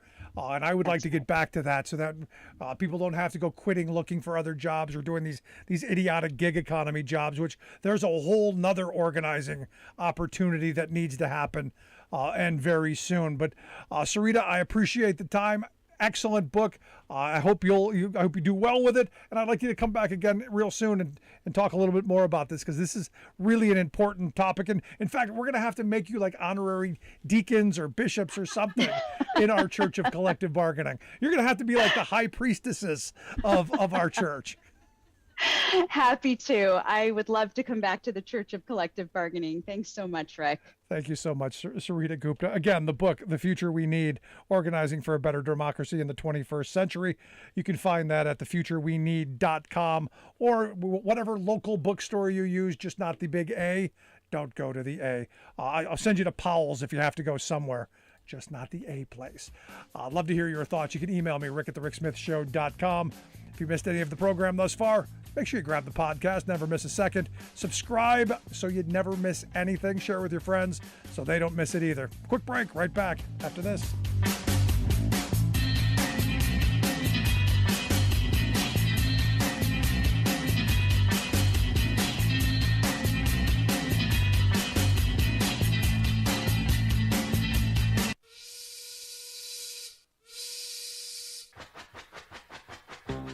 If you're a fan of the show, you've heard our labor history in 2 segments, and you can hear them on the radio pretty much anywhere in the U.S. Labor history has never been more important than it is right now. So here's what we'd like you to do. Tell a teacher. Tell a teacher that labor history is important and that they can get digestible 2-minute lessons that are absolutely free. Free to download, free to use, free to share. Tell a teacher to go to thericksmithshow.com/history and help us put labor back where it belongs, in the classroom. You know, generations of American workers fought, bled, and died to build the American way of life. It's our job to keep their stories alive.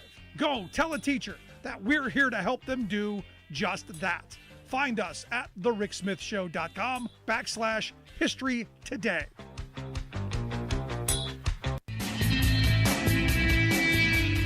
Welcome back to The Rick Smith Show. Now, here is Rick Smith. I kind of like the idea of the Church of Collective Bargaining. You know, and no, we wouldn't force people to tithe. We would have dues though, because you got to function, and I think we would build that kind of worker power that we need, in more than just the workplace. You know, it's one of those things that I've banged around for a while as kind of a joke, but when you stop and you really think about it, the kind of power and organizing that past generations used to do, and I think back to my grandparents. Both of my grandparents were both union stewards in the places that they worked. The unions that they belonged to, my grandmother was a UFCW member, Local 880 out of Cleveland. My grandfather was a Teamster, Local 407 out of Cleveland. They both, did things that, brought their members together. There were always, things around holidays. There were hams and turkeys and things like that. There were always events. There were always things to engage the members, education opportunities, all kinds of things. And over the years, things have, not that unions don't still do some of that, just the communities are different. the membership is different. And this is where, that has to come back. And this idea of having this of it being almost like a religion, because I knew people, I've also said I've got friends who are take my NRA card from my dead cold hands. I've said the same thing about my union card. You need people to think about that in the same kind of visceral way. And it then translates into every other part of your life. If you feel empowered in the workplace, if you feel empowered to stand up for what's wrong in your workplace, you're going to feel empowered to stand up for what's wrong in society, what's wrong at the grocery store, what's wrong around you. You're going to feel empowered to right wrongs. And that's the society we should want to have. So for me, this idea is not a bad one. Not a bad idea. I'd love to hear your thoughts. You can email me, rick@thericksmithshow.com. Would you join the Church of Collective Bargaining? Would you become a parishioner? And should we have high priests and priestesses? Should we have a pope? Or should we have a spaghetti monster or something up top? Or would it just be, we the people in solidarity?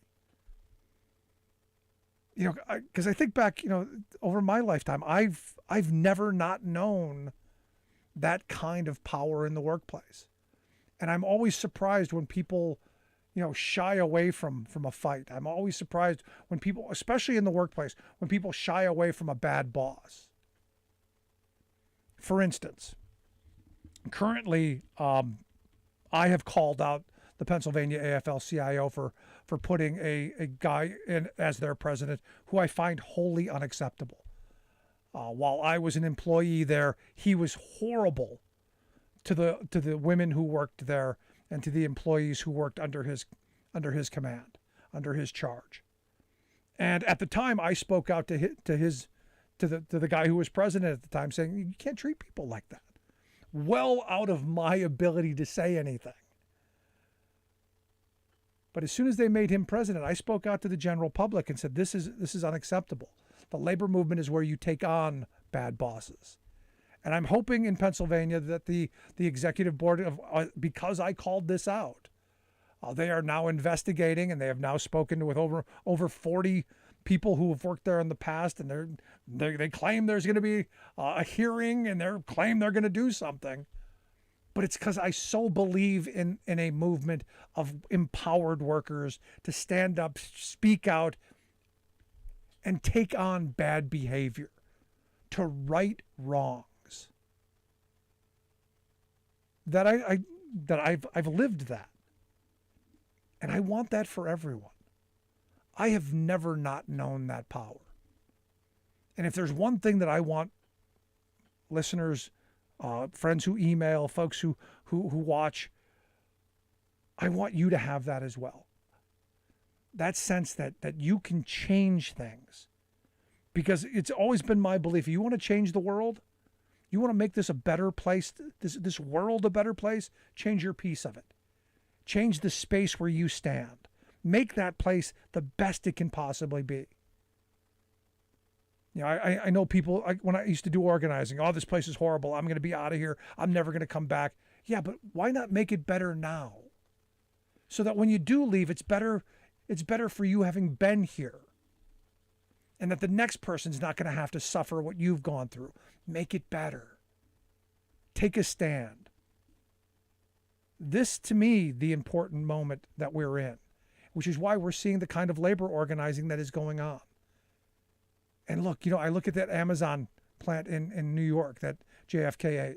The fact that they were able to go and get all these worker organizers who volunteered in their time to go and talk to 10 other people, who then got 10 other people to talk to 10 other people. And they grew their movement of volunteer individuals who were passionate about what they believed in and passionate about changing their little piece of the world.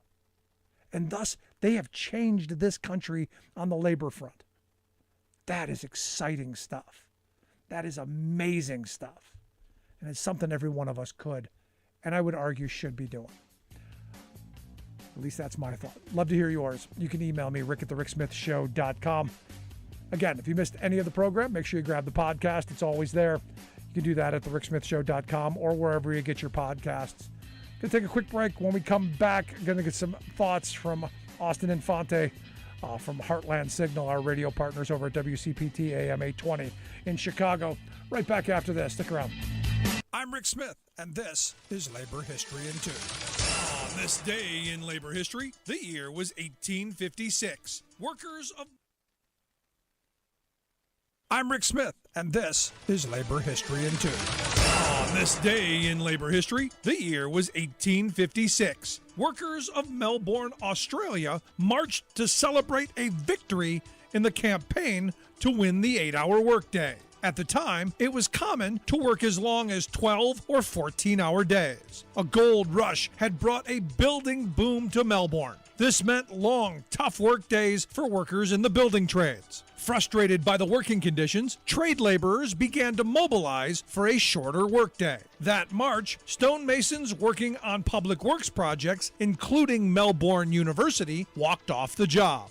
They wanted a reduction in their workday from 10 hours to 8. They won the 8-hour day at the same wages they had earned for the longer day. 8 hours became the standard for trade labor. From the masons, it spread to the carpenters, bricklayers, painters, and other skilled trade workers. To celebrate the masons' victory, a march was planned on the outskirts of Melbourne. The festivities included games, speeches, and even fireworks. For the celebration, a banner reading 8 hours labor, 8 hours recreation, 8 hours rest declared the message of the movement. The 888s became a symbol for labor. The next year, another 8-hour procession was held on April 21st. The march became an annual tradition for labor for the next 95 years. In 1879, the day was declared a public holiday. The march reached its peak before World War I. Thousands gathered to cheer the procession of the 8-hour men. From the United States to Australia and to many places in between, the campaign for the 8-hour workday showed the power of working people. Labor History in 2 brought to you by the Illinois Labor History Society and The Rick Smith Show. For more information, go to laborhistoryin2.com. Here are two terms you don't expect to see together: the state of Alabama and progressive leader. Okay, I'm a Texan, so I have no standing to point at the rank regressiveness of any other state government, but still, Alabama? And yet, the Camellia State has flowered as a model of strong progressive action in one area of critical public importance: quality child care. It's a cliche to say our children are our future, but it's also true. Why then do we invest so little in our littlest ones, our future? America's child care system is a national disgrace, failing to provide safe places for children of working parents and failing to boost the education of pre-kindergarten tykes. Moreover, the abject failure of state and national officials to meet this basic social need is spreading inequality, rolling back opportunities for women, and severely restricting economic progress. Yet, Alabama officials have recently been setting the national standard for effective pre-K programs by making a major investment in its 4- and 5-year-olds, operating a statewide child care network. A major factor in its success is a 2-generation approach, not only educating the kiddos, but also providing support materials and coaching so that parents engage as their children's first teachers. Producing demonstrable results year after year, the state's public network gets bipartisan support and funding from the Alabama legislature. The program is free and available to all, with special attention devoted to enlisting often overlooked families in rural, poor, and people of color communities. Alabama is paying and respecting teachers as the professionals they are. This is Jim Hightower saying, if one of our poorest states can rise to meet this basic human need, what's wrong with the richest country in the history of the world? The Hightower Radio Lowdown is made possible by you lowdowners who subscribe to our monthly newsletter, The Hightower Lowdown. You know who you are. Thank you.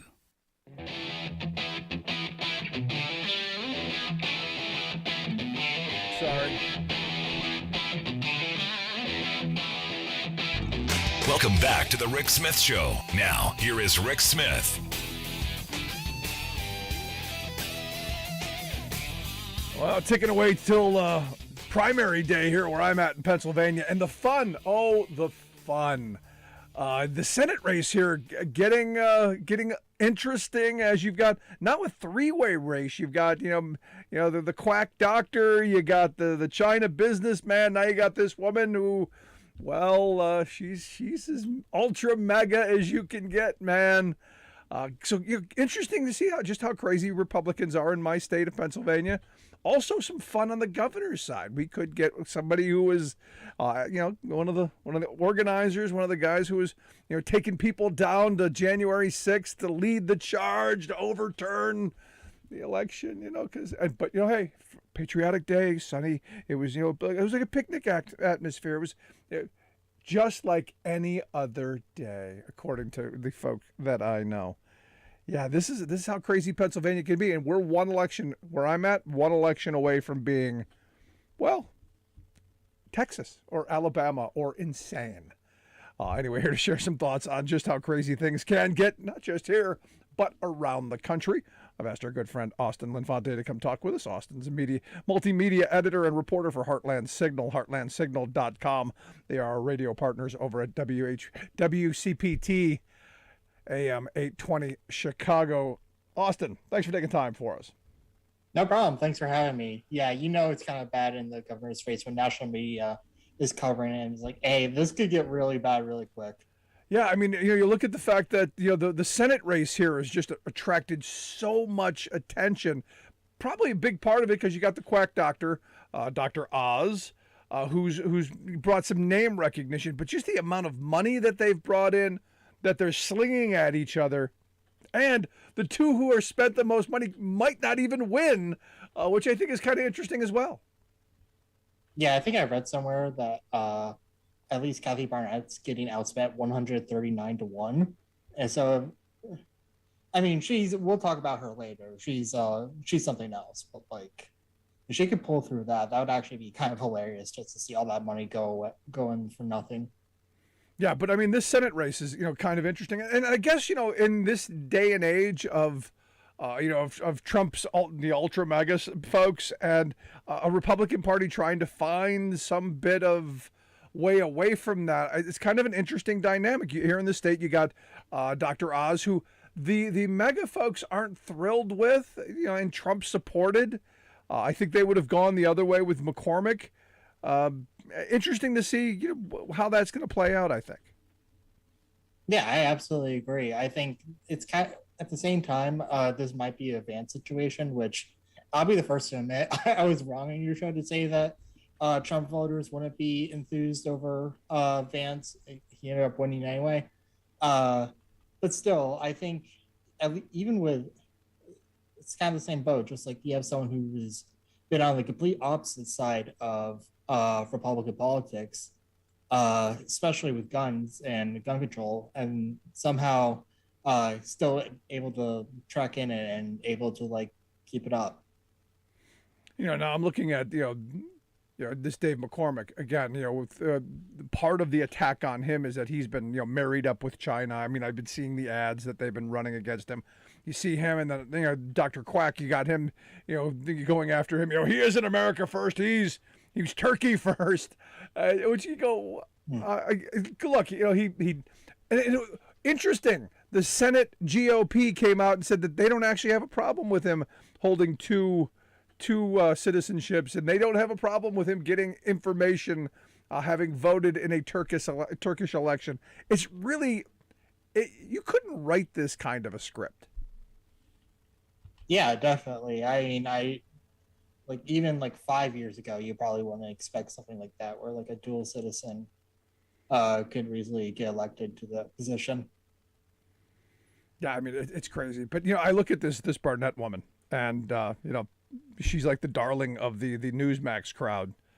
And it'll be interesting because this is a close three-way race that, I think, at least there's part of me that hopes it bodes this kind of division and this kind of them ripping each other apart bodes well for whoever the Democrat is come November. Yeah, that's definitely the hope, because I feel it might be the same case with Ohio again. Just like this primary game, very ugly, very stupid in a way that just kind of makes things easy for the Democratic candidates. Just kind of point, just point to them as like, wow, yeah, look at these people. Let's move over to Nebraska, and tell me about this pack that's aligning itself with Governor Pete Ricketts, and this whole this whole dead congressman thing. What's going on here? Yeah, definitely. So this is the primary happened on Tuesday, and Phil won. So I'll just start with the end right here. But basically, a pack aligned with Pete Ricketts, who Pete Ricketts endorsed Jim Pillen. Basically, the pack was named "Say No to Rhinos." They kept on like hammering away at the moderate candidate Brent Lindstrom, basically saying like, "Oh, he's a rhino. He's no one you should support." And they kept on connecting with Brad Ashford, who was a Democratic candidate or Democratic congressman from that area. Brad Ashford's been dead since April 19th, and even up till election day, they still try to like connect the two. It's like, hey, he's getting support from Brent Lindstrom, which I guess in a way, if you're trying to say like, hey, this candidate's gained support from the dead, we don't know what that means. That could be a reasonable election tactic, just to say. Especially for people who believe in voodoo anyway. Yeah, I get it, sure. But yeah, like even up till election day, they still try to connect Brent Lindstrom to a dead congressman. Wow. Well, I guess when you don't have much, when there's not much there as a matter of policy, I guess you take what you can get. Is that it? You work with what you think your constituents care about, and I guess dead Democrats are better than good policy. Yeah, but this is probably a person who's going to run for Senate or possibly president. I would think he'd do a little bit better. Oh, jeez. Yay. This is such fun. You're listening to The Rick Smith Show. We're here with Austin Linfante. Austin is the multimedia editor and reporter over at Heartland Signal. HeartlandSignal.com is the website if you want to check out the work that they do there. They are our radio partners over at WCPT AM 820 in Chicago. Now, look, I'm looking at some of the craziness going on in Michigan. Seems to be, a lot of fun there too. I mean, it's, if nothing, this election cycle has been entertaining for just how extreme some of these candidates have gotten. And now you've got the Republican endorsed Secretary of State candidate there in Michigan, who, this podcast just seems to kind of gold with her. Yeah, no kidding. Whenever she wins that nomination, it's just gonna keep coming up again and again and again, because I've been talking to a reporter who's becoming Zach Cunningham, and it's like every minute or like basically every 30 seconds, there's just something else that would just be absolutely insane. And she just keeps on going on a roll. This one specifically they covered was basically, again, she's very anti-LGBTQ plus, and basically she likened to like, hey, like seeing like a person you love being LGBTQ plus is like, and I quote, direct quote, likened to if I'm watching a friend about to get hit by a train. Basically, like I'm curious what she's watching. I'm curious. I'm never mind. Let me not go there. You just keep going. Basically, she was like, "Hey, you gotta do something to get that person off the tracks and like help them convert and realize the way of their pains." And it's like, it's not any different than that. In fact, it's worse. Direct quote. And she goes on to talk about Satan's war against humans and stuff like that. Again, this is the same person who said that you can't criticize anyone that's not straight, or else you have to, quote, bow to the rainbow god, unquote. And this is the person who won the nomination prestige by 2/3 of the vote. Wow.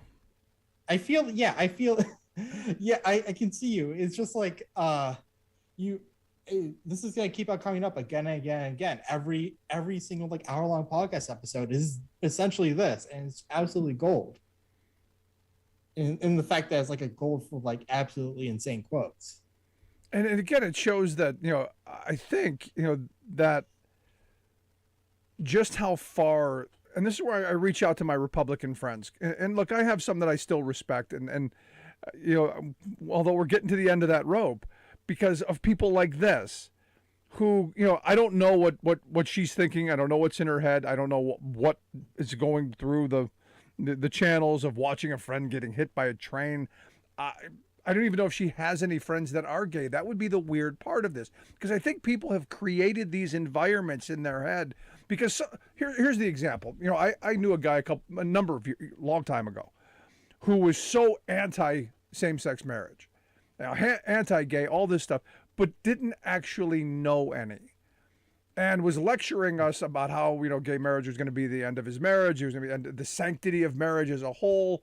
Until I said to him, I go, I don't get how people you really don't know getting married has anything to do with your marriage. I would think, and correct me if you think I'm wrong here, but I would think that the girlfriend that you have in Massachusetts with the kid that your wife doesn't know about back in Pennsylvania, I think that would have a lot more to do with ending the sanctity of your marriage than two people you have no idea who they are getting married. I'm just spitballing here, just throwing some ideas out. And this is one of those things where people are pointing at everybody else and not themselves. Mind your own damn business for a change. Look inward. There's a mirror. They're created for a reason. Here's one of those. You're really just airing that live on over the radio waves, aren't you? Well, I'm sure those kids are long. This is 20 years ago. I mean, okay. Those kids are all, he knows who he is because we've had this conversation a couple of times. And yes, I think that kind of hypocrisy is important to point out, because he was one of those outwardly people, good God-fearing, Bible-thumping Christians who you would have thought upstanding. And this is the problem with those folks. They project so much of piety and religiosity and, hey, be like me, but yet you peel back that first layer of onion and everything underneath it is rotten to the core. And this is my problem with these people who keep trying to tell me and anyone else how to live their lives. When you turn that mirror around and you examine what they're doing, oh, they don't want that. And this is part of that, I think. And this is an important part of it, which is why I'm hoping that some of my Republican friends go, you know what? Maybe some self-examination, kind of important. Maybe just a thought, and I know this is difficult. Maybe I should mind my own damn business and leave other people alone, lead my best life, let them lead their best life, and we'll be just fine. Exactly. And you said it perfectly. I think Christina Carmano can work at a movie theater with how much she projects. That's crazy. Now let's move over to Minnesota, because you got to go to Minnesota. Why not? Our good friends listening on KTNF, your representatives are just as bad. So don't get uppity, Minnesota. But you got Representative Steve Drazkowski, I guess is how you say his name, wants to abolish early childhood education. And why not? Because, parents should have the right to have their kids for 6 years before those school buses back up and infect their mind with math and education. Yeah, and this wasn't like he was getting pressed on it. He was just talking on the floor about an omnibus tax bill. He just kind of brought this up. It's like, hey, I think our schools are indoctrinating children. We should get rid of early childhood education. Just get rid of it. They don't need to get indoctrinated. Yeah, just spend 6 years of your life staying at home taking care of a kid. That'll be fine. And here's the thing, Austin. I am not horribly opposed to the idea. You might be able to convince me if you came to me with some policy other than just throwing things out idiotically on the floor. If you had some actual policy to say that, we're going to encourage families to bring children into this world. We're going to encourage families by, having, education policies, healthcare policies, maternity leave policies, so parents can bond with their children and one parent can stay home, like Leave It to Me Beaver did back in the 50s, so that, we could have that child home till 6 years old so that they wouldn't have to be latchkeys, or they wouldn't have to go to, daycare, or they wouldn't have to do any of those things, and parents could afford to do it. I would be, let's talk about that, because maybe that's a way forward. But there's no policy to back this up. There's just stupidity. And this is, again, maybe he should have gone to public school. It probably could have helped him, because it might have made him empathetic to others. Maybe being around other people instead of homeschooled, which I think is child abuse, maybe he'd have been a decent person. Just again, throwing stuff out there. Yeah, definitely. And I feel like you got a good thing going there, but that would also require something like the child tax credit and like so education support. And conservatives don't want to do that. That's literally communism. Exactly. And this is my whole problem with the abortion issue. Look, there's part of me that goes, okay, if you really, truly, and I know people who are truly against abortion, and my first response to that is, well, don't have one. That's pretty simple. If you're against it, don't do it. Same thing with same-sex marriage. If you're against it, here's the key. Don't do it. If someone asks you, say no, thank you. Pretty simple. It's not mandatory. If someone asks you, you don't have to say yes. And no one is trying to make you say yes. That's the other part of it. Important. But, on the abortion issue, if there were people saying, yeah, we want to make this illegal, but we're gonna have incredible education programs. We're gonna make contraception available everywhere. We're gonna have policies that if children are born, we're gonna make sure that we have the best policies to get maternity leave, to get health care, maternal care, all of the things that encourage people to have children. We're gonna get good jobs for people so that they can support children. Those are the things that are most important in all this to me. But no, there's none of that. There's just draconian, you must and you will, and we're going to force you. Like Ron Johnson.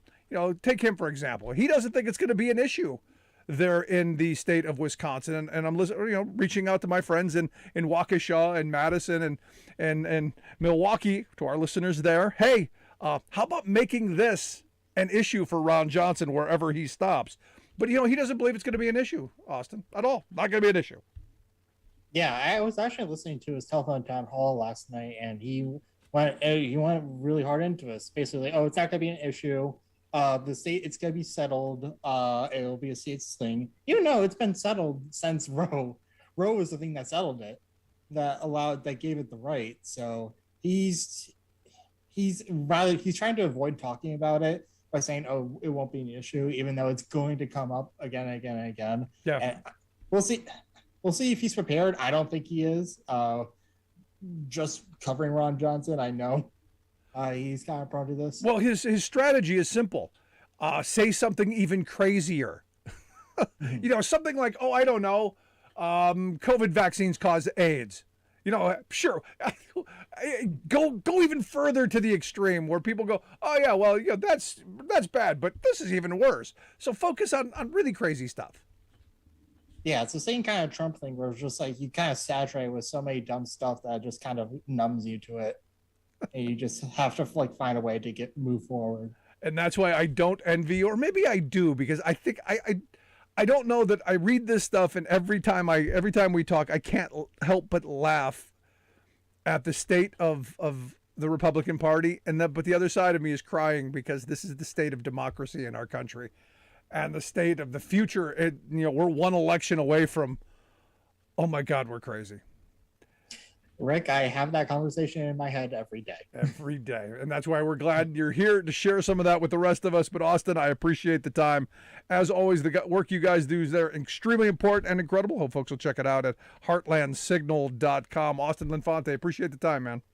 No problem. Thanks for having me. Always fun. Great stuff. Austin Linfante. He is the multimedia editor and reporter over at Heartland Signal. Again, like I said, check out their website, heartlandsignal.com. And seriously, it's scary stuff. Scary, crazy. Right back after this. Stick around. You're listening to The Rick Smith Show. We're working people. Come to talk.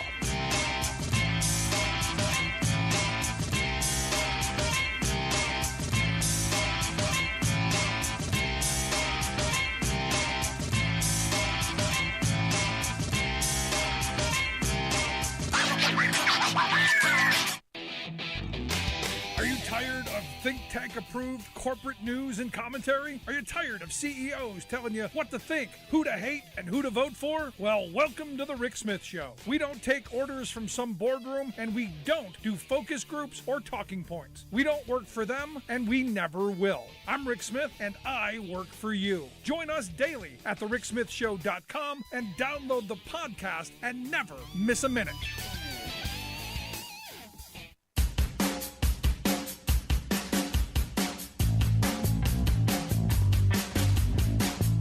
Welcome back to The Rick Smith Show. Check out our website, thericksmithshow.com. Some emails to get to.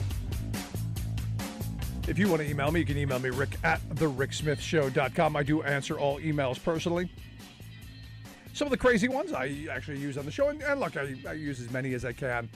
But this one caught my attention this morning as I woke up to, again, a troll. And I'm gonna throw this out as a troll. I believe Jeff is a troll. And look, if you're going to email me and you're going to say, stupid stuff and use expletives and call names, at least use your own email so I can respond. And I don't respond in kind with the kind of vulgarity and nonsense that you throw at me. I will make the proper response. The response to this guy, Jeff, if that's his name, was, "You're a twisted dude." That was the response, because this is a twisted email.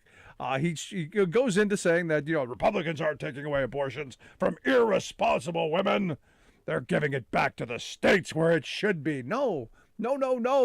It should be with women. Sorry, Jeff. I know your incel mind doesn't understand this, but women should have control of their own bodies. Pretty simple. He goes on to say, if a woman doesn't want to get pregnant, there's a lot of preventative ways not to get pregnant. Yeah, one of them, like you already know as an incel, don't have sex with people like you. That's a part of it. He said, I want to pay for a bastard child. I don't think that's a problem you have. Just throwing that out there, Jeff. But this sentence, should take a look at the one before and think about how those two go together. He goes on to say, your polls you are spewing are a biased poll. Look at all states that Republican legislative majorities, they were elected. The left coast and least coast are pushing for abortions. They don't speak for middle America.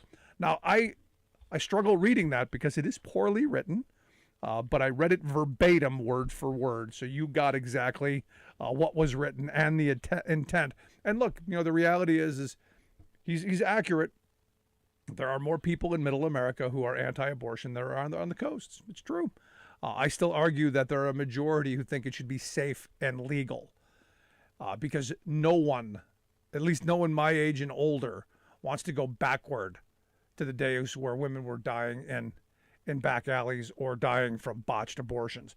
But he says, this is the way our republic is set up. We're not a democracy. Bet you were taught in public school. Just moved you ahead so you didn't get your feelings hurt. I don't know what that means. I think he's trying to mock public school. So I'm guessing he was homeschooled. With as much money as we spend on education, we should be number one in the world. But thanks to NEA and teachers union, we are laughing stock of world.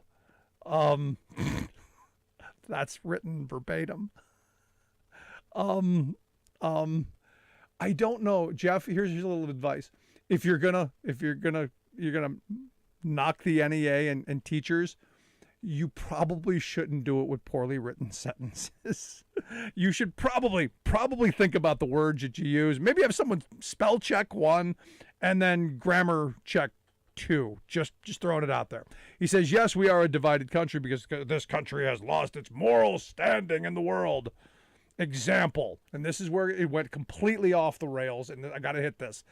He says, example, a woman 2.5 months pregnant goes and gets an abortion because it's not a living being, but someone, male, hit that woman and the baby dies. He's charged with murder, but it's not a living baby that same day, and it was going to be aborted.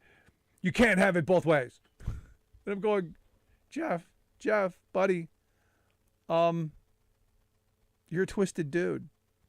You don't go hitting women. I don't care the reason. And is this your justification? Has this happened to you? Are you speaking from experience?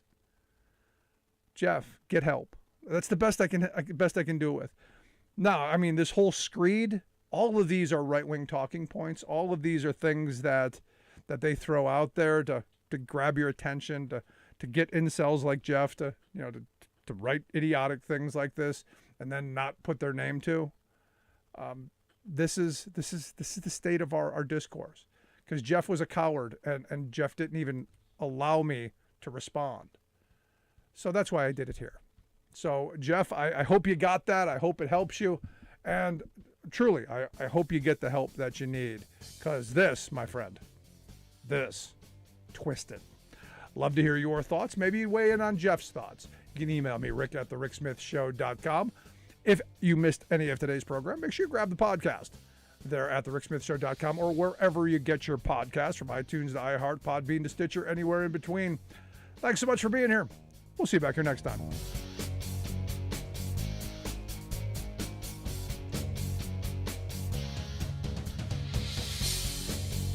You've been listening to The Rick Smith Show. Email Rick at rick@thericksmithshow.com. Until next time, this has been The Rick Smith Show, where working people come to talk.